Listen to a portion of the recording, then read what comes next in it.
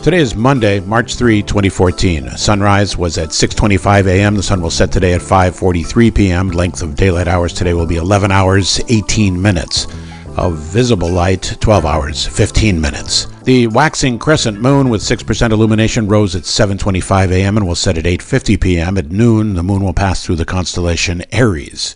Under partly cloudy skies in downtown Rutland, the high expected temperature is forecast to be 14 degrees Fahrenheit with an overnight low of -11. Scientists have squeezed enough DNA out of a Neanderthal fossil to compare it with the only other existing Neanderthal DNA sample, as well as the genetic makeup of people today. Even with these new data, however, debate continues over the role of Neanderthals in the evolution of modern humans. The two ancient sequences of mitochondrial DNA inherited from the mother contain similarities that they don't share with comparable gene sequences of modern humans, reports geneticist William Goodwin of the University of Glasgow in Scotland and his co-workers. Further analysis yielded no support for a Neanderthal contribution to the modern human mitochondrial DNA pool, the researchers contend. Proponents of an out-of-Africa theory welcome the new study's conclusion. These scientists argue that modern Homo sapiens originated in Africa around 100,000 years ago and then spread throughout the world, replacing Neanderthals in the process. Smelly earwax is just another of the genetic quirks that we inherit as part of one ethnic group or another.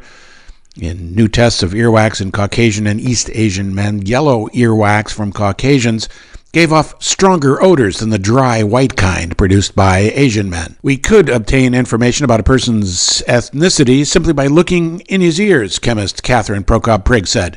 Prokop-Prigg is one of the researchers at the Monell Chemical Senses Center in Philadelphia who measured the earwax smells. The team was inspired to see if ethnic groups have different earwax odors after learning that the same gene controls a person's underarm odor and the type of earwax they make. Evidence in a recently published paper shows that the first wave of human settlers stayed in Beringia, the region that bridged Siberia and Alaska, before inhabiting North America around 15,000 years ago. Until now, scientists thought the vast tract of land was treeless tundra incapable of supporting much human life. But new drilling samples show insect and plant fossils as well as pollen, which indicates that shrubs, trees, and animals may have lived there, the National Geographic reports. Evidence of human settlement has not yet been found in Beringia, attributable to melting glaciers that submerged the lowland areas where people lived. The Beringian stopover theory remains unproven until archaeological evidence is discovered, perhaps beneath the surface of the Bering Sea. This has been today's Weather Minute. I'm Richard Alcott.